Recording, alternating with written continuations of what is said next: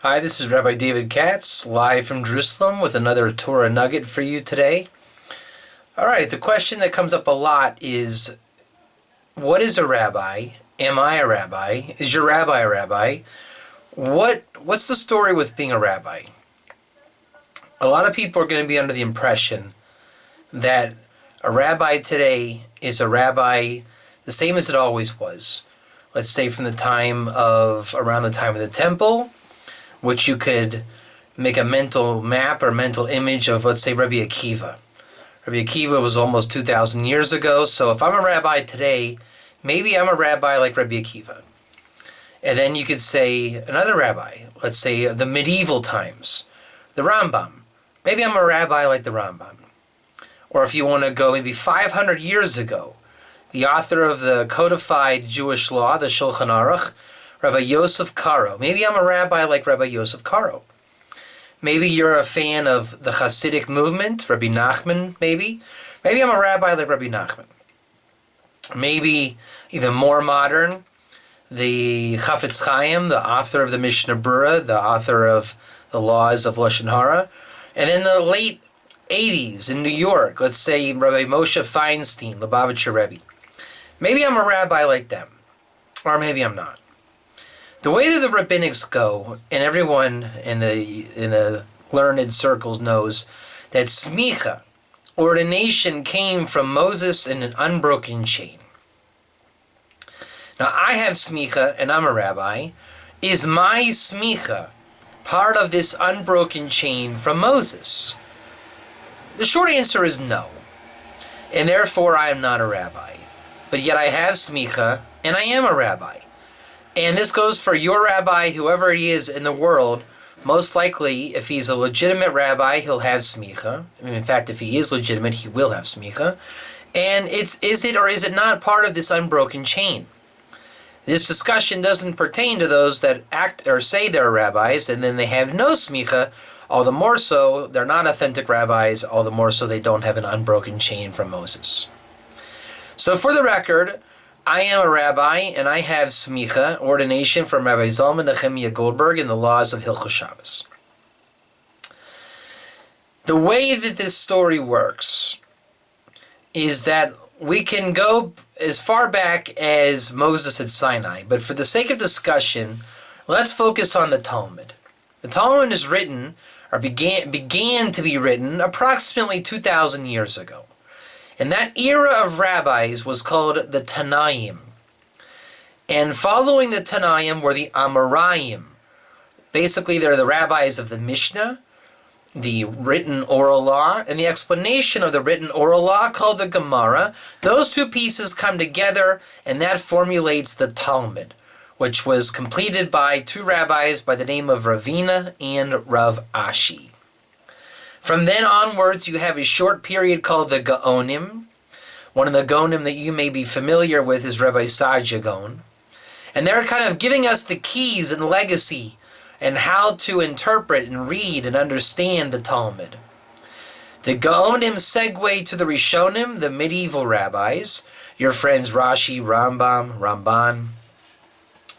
And they become the codifiers of Jewish law. The codifiers of Jewish law culminate in the codified Jewish law, which is called the Tur, written by the Baal HaTurim, the son of the commentator, the Rosh. That work segued to the writing of the Shulchan Aruch, which is the accepted body of law, compiled by Rabbi Yosef Karo. Again, there's always exceptions to these rules. Even though, let's say, the Jewish people accept the Shulchan Aruch, the Sfardim, how do you call it? I don't know what you call it. Ashkenazim are the European Jews. Sfardim are, I don't know if there's many words you can call it, but I guess the Arabic lands and like Iran, Iraq, Morocco. Maybe there's a better word. I don't know what the word would be. I mean, there's a lot of people that use words for it, but Northern Africa, Middle Eastern, and they follow the Shulchan Aruch, and the Ramah, which was he's a rabbi from the Ashkenazic lands that wrote glosses on the Shulchan Aruch, and the Ashkenazim follow his rulings. Then from the 1600s, 1700s, 1800s, rabbis generally accepted this body of work of the Shulchan Aruch with the commentary of the Ramah.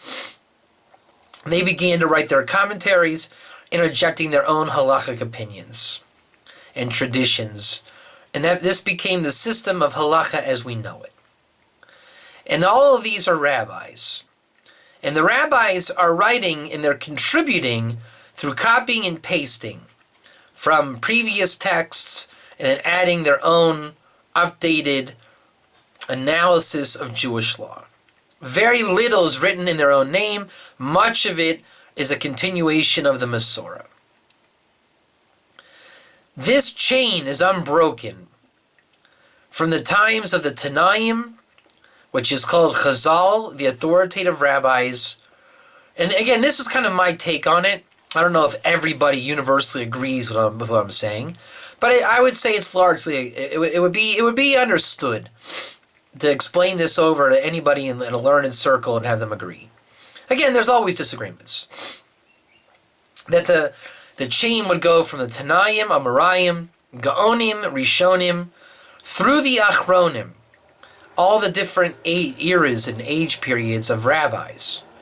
Now here's where this video gets to be a little bit interesting. In the New York Jewry of the late 80s, you have the Lubavitcher Rebbe, Rav Moshe Feinstein, and that era of rabbis all over the world.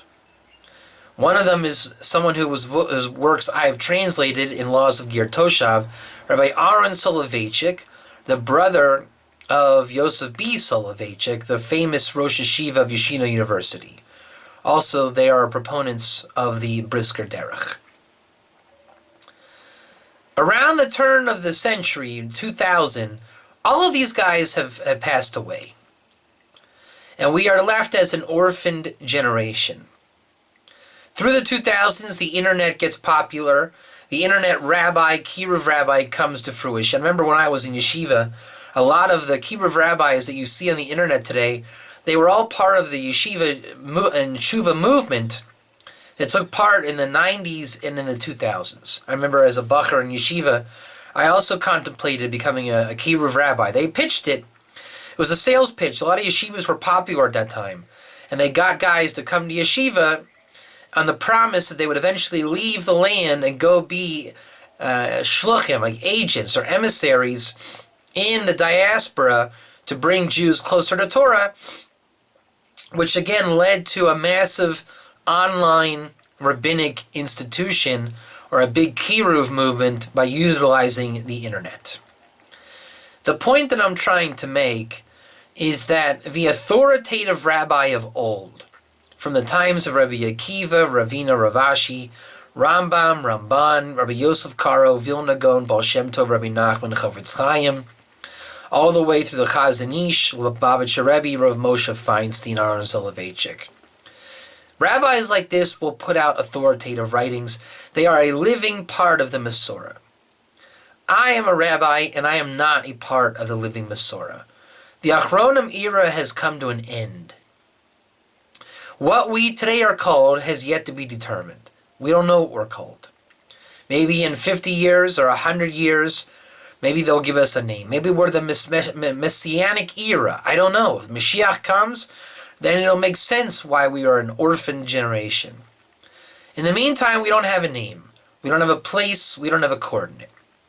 A rabbi today is certainly not from the unbroken chain of Moses, and a rabbi with smicha today is an ordination given to him by somebody also ordinated before him, certifying that this rabbi is competent and fluent in learning the Talmudic and rabbinic texts. That's what it means to be a rabbi today. For example, when I went to Rabbi Zalman Nechemia Goldberg's house for my smicha test on Hilchos Shabbos, I took the test, and he told me that my test was garbage. Because like many other people that take their tests, they use their own brain, their own logical code, and they answer according to what's called svara. They give their own kind of logical discourse.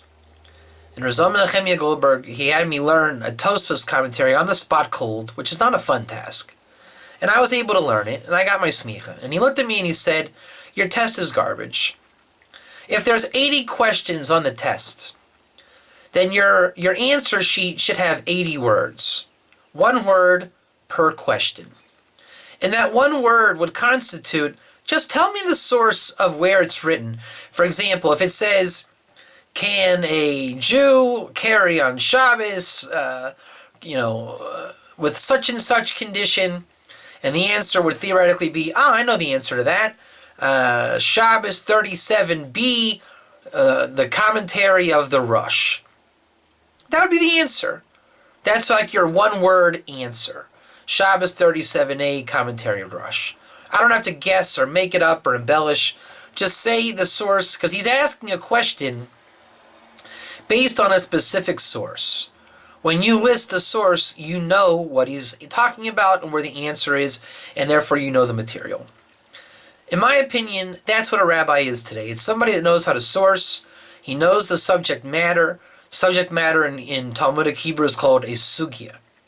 By knowing the sugya, you're showing a mastery of rabbinic discussion and rabbinic text. It is my belief that I will never be able to compose a rabbinic work like the Lubavitcher Rebbe, like Rabbi Aaron Soloveitchik, any of the Briskers, Vilna Gaon, Ramchal, Rabbi Nachman, Ramban, Rambam, Rashi, Rabbi Akiva. There will never be a Talmud printed today. There will never be a super commentary like the Rishonim.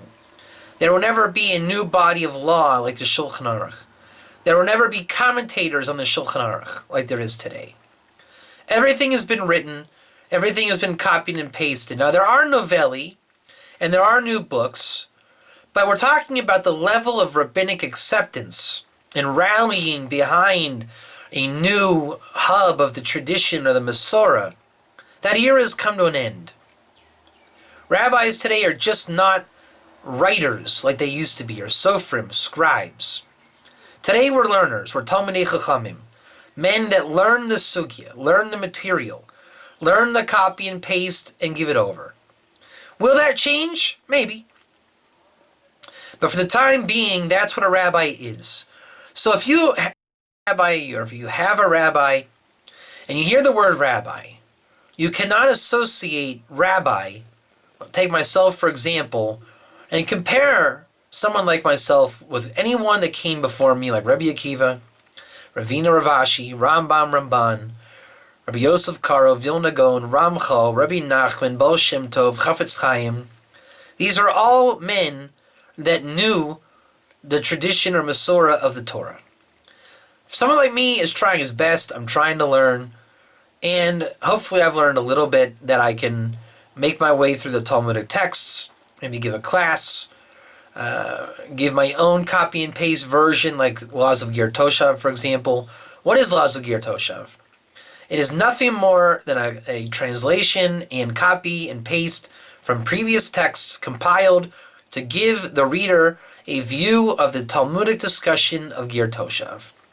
That's my contribution as a rabbi. Maybe I'll bring more contributions as the days and years go on, but to confuse myself with somebody like Rabbi Akiva or any of the previous rabbis, not only is it not accurate, but it's flat out wrong. And it's very misleading, and it's a big misconception that one type of rabbi covers all types of rabbis. There are many types of rabbis. There are Talmudic rabbis. There are kiruv rabbis. There are pulpit rabbis. Many, many kinds of rabbis exist today, none of which are on the level of the old days, Rabbi Akiva and the such. That's all for now. This was Rabbi David Katz live from Jerusalem.